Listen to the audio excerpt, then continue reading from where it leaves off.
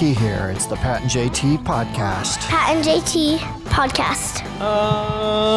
As we record this, it's raining like crazy. Absolute insane rain. This is like the turn of, granted, it is Nebraska and we know what's going to happen. It's going to swing back the other direction violently in a couple of weeks and probably be 100 degrees. Probably. But this is the first taste of the change of the season. We remember wasn't like a week or so ago, week and a half ago, 10, 12 days ago, whatever, it doesn't matter, that they were saying, this will be the last day we see 90 degrees this year.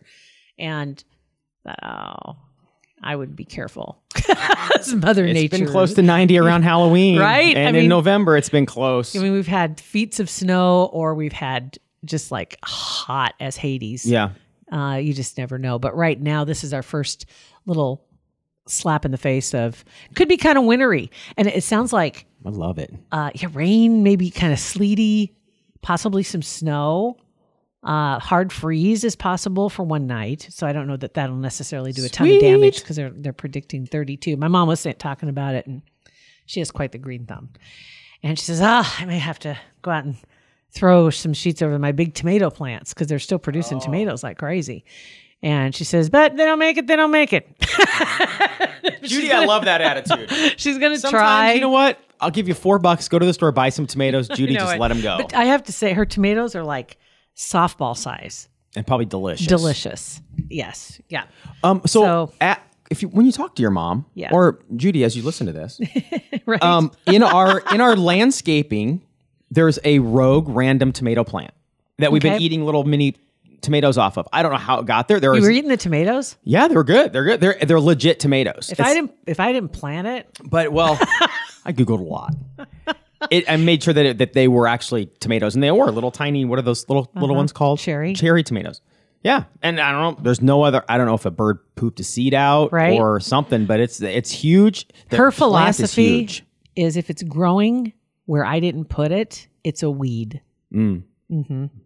So anything that's growing, and I have one. I have is it daffodils? Whatever, the little yellow flowers, right? Yeah. And I have some that are planted in the front yard, and there's one that's gigantuan. It stands out from and it's not where it's supposed to be. It grew this year and it drives me crazy. I want it pulled out of the ground, but I know it's probably got its tentacles wrapped around everything that's growing around it. You're going to pull it up and everything else around it's going to go underneath. Right.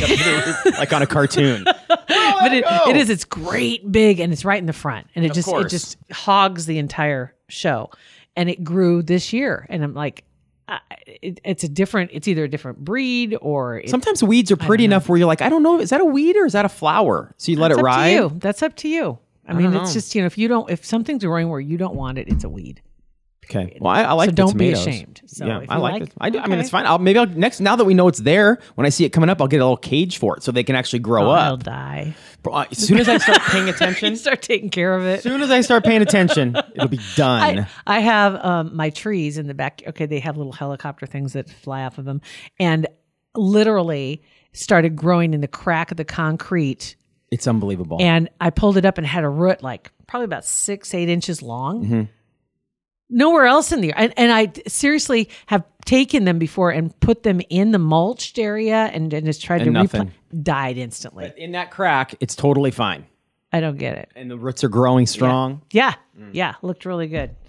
So, quick story. Last night, went to a birthday party for Grant, a cousin of ours. Okay. And 16, we were at his party, and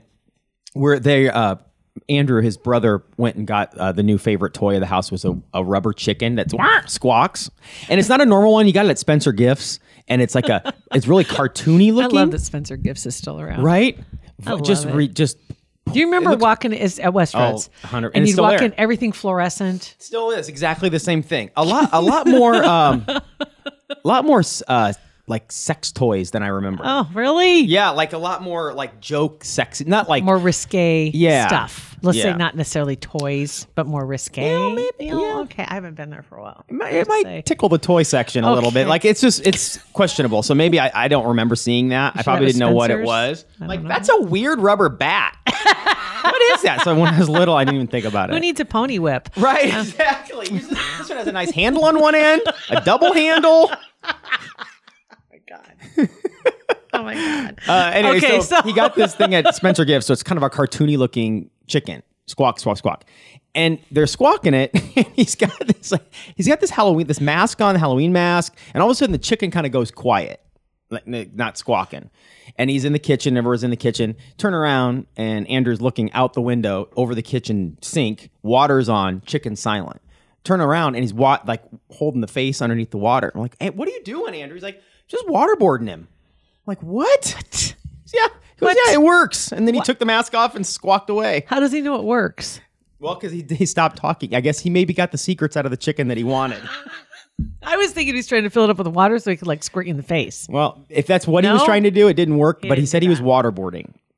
And then that's scary, 16-year-old waterboarding. So his mom Beth's like, just another party. Just another birthday party. Birthday party. We got waterboarding a chicken. Put that on the list for the therapist. He was waterboarding a chicken. Just waterboarding a chicken. I didn't see a red flag. With a mask on. Anyway, so that was our birthday party. All right, story. so I've got my collection of stuff, and it's super random pile of stuff. We didn't do any Halloween stuff today. I know we talked yesterday about the ghost road trip, which is easy to find online. If you can't, let me know and I'll send it to you. But we'll have more like that coming up. This is close, though, because we're going to continue on with critters. And you've probably heard of the northern snakehead before. I have, yeah. I loved River Monsters, the show with Jeremy Wade, and he talked about him a lot. What did you learn about the northern snakehead? That it's like the devil. I remember that it was almost impossible to get rid of if it's in a lake that it's in a lake, it's impossible to get rid of it. And it eats everything else. Yeah. It kills anything in its wake, or not in its wake, in front of it. But crustaceans, it'll eat anything, whatever it is. And it'll kill anything in in front of him. Not in its wake. Its wake is behind him. So heads that up, didn't make any sense. It's going to kill everything in in front of him. It leaves death and destruction in its wake. There we go. That's better. That sounds better. Sorry. Whatever. Anyway, it was discovered now recently in Georgia, the state of Georgia. And the Natural Resources Wildlife Division there has said, yep, we found one in a pond on a private property. First time that the fish has been found in that state. The thing about this fish, this northern snakehead, which we've talked about it before, because I think the first time it was ever seen in the country was in 2004. Yeah. So I'm sure we talked about it because it was like radical when that happened. Yeah. Because it's native to China, Russia, North Korea, and South Korea. And you think, okay, how did it end up in Maryland in 2004? And what happened is somebody found one. And so what they ended up doing was draining the pond that they found it in. And they only found, I think they found 2 that were in there, but they were able to thwart that. But they discovered later that somebody came forward and admitted, I did release the 2 adult fish that he had actually bought from a New York street market, because that fish in Asia is an important food fish. So if you have a Chinese market, Korean market, you can find them. It's possible. And apparently they had live ones, and he had bought them, and then he released them, and they took care of it that time. But now since then they've discovered them in other areas.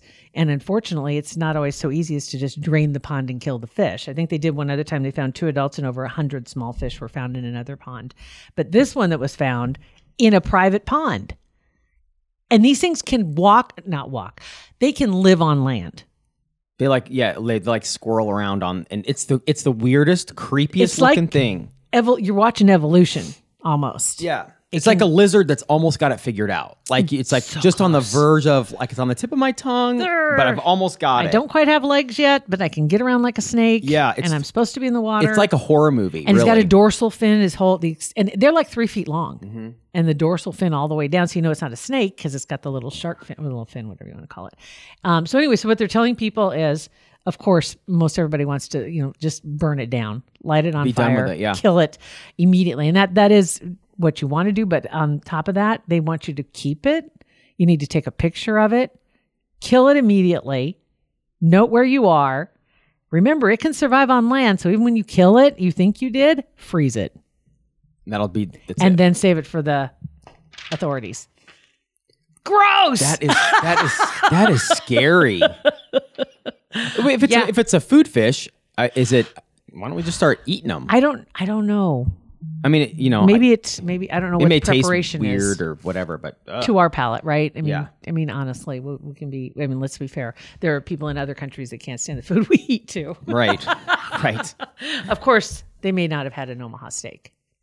I guarantee if they don't like the food we eat, then they have not had an Omaha steak. They have not. Omaha Steaks popped up in the news this week in the last few days because on Jeopardy, a young girl, her name was, the winner, Jessica, she was docked. She didn't end up, she won the round, but she was docked because she forgot a letter in an answer on, you know, you have to say the name. Mm-hmm.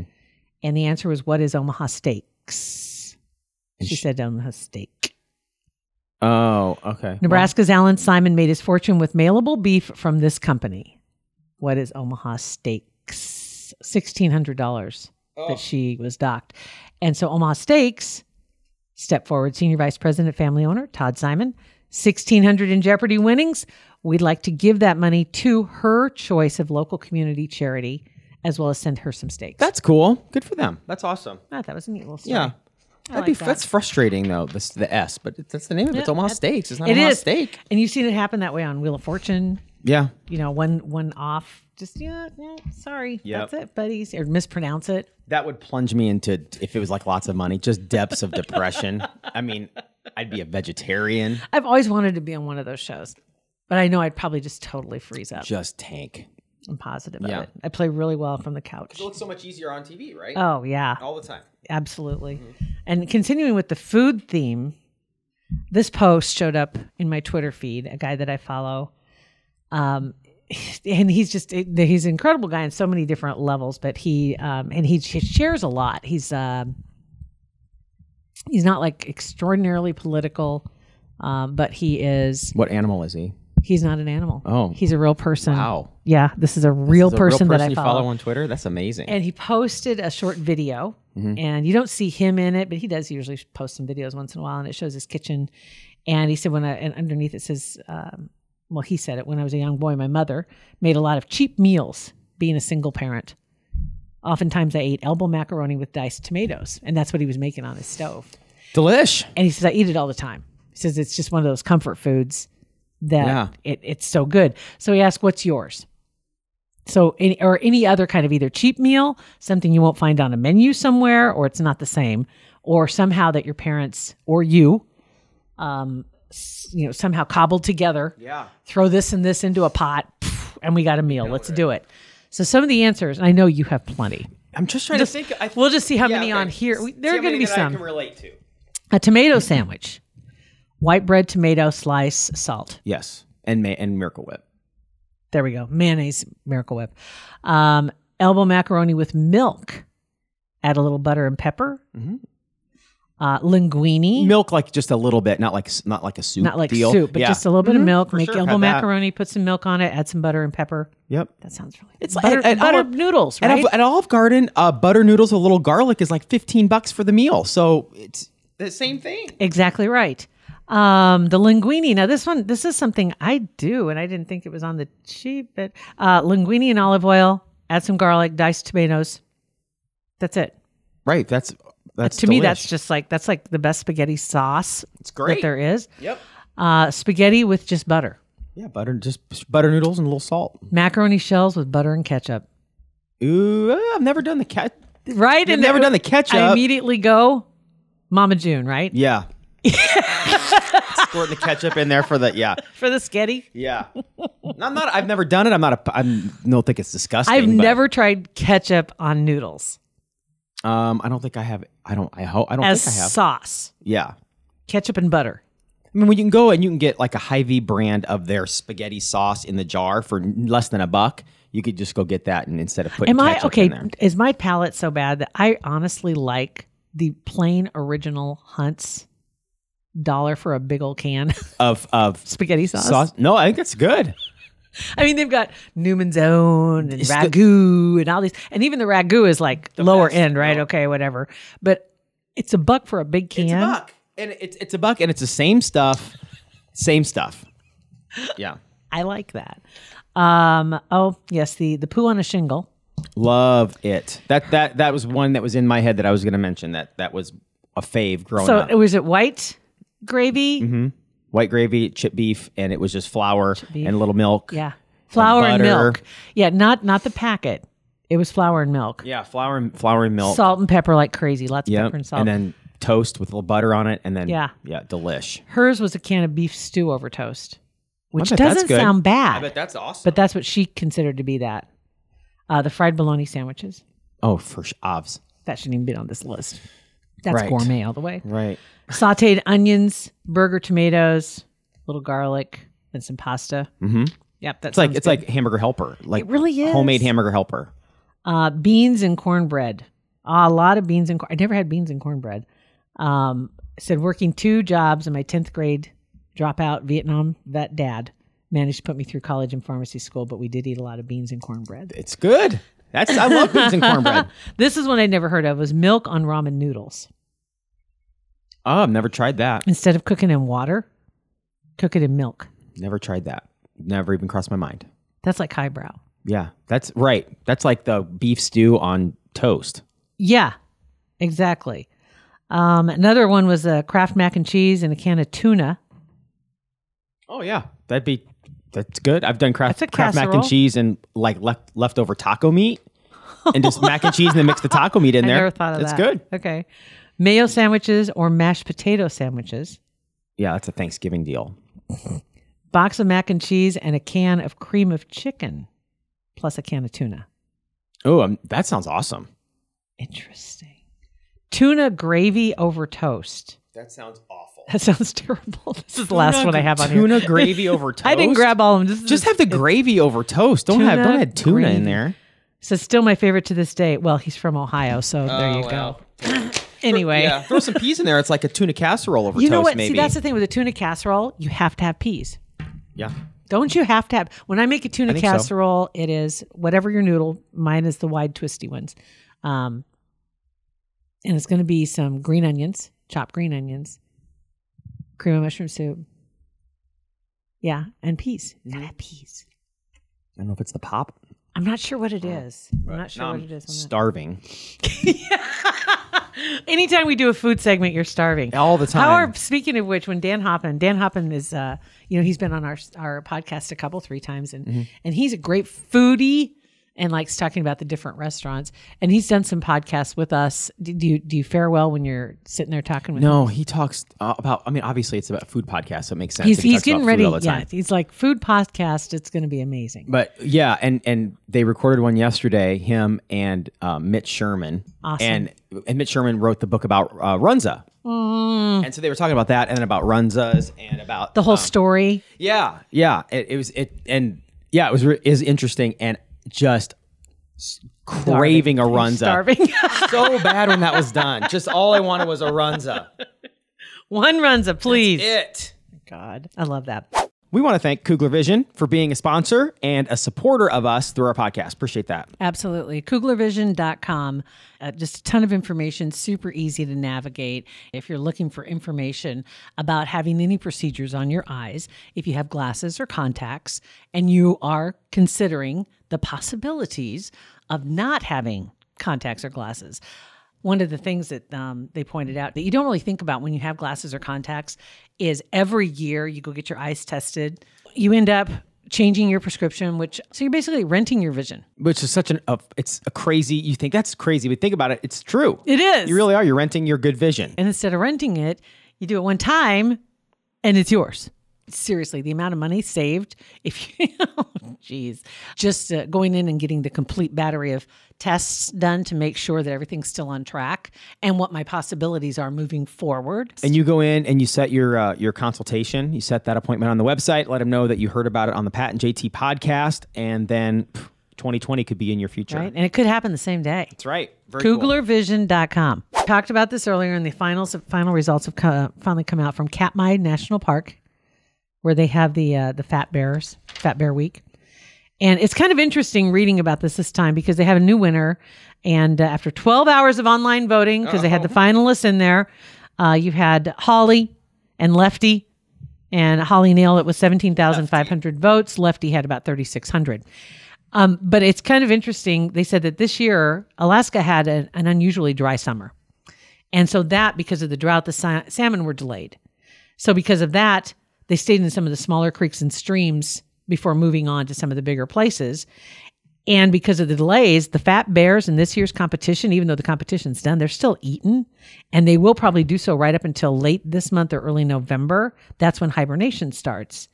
And when they go into hibernation, they reduce their metabolic rate. The heart rate lowers down. Activity, of course, is minimal. And if bears don't have an adequate fat storage, some die during hibernation.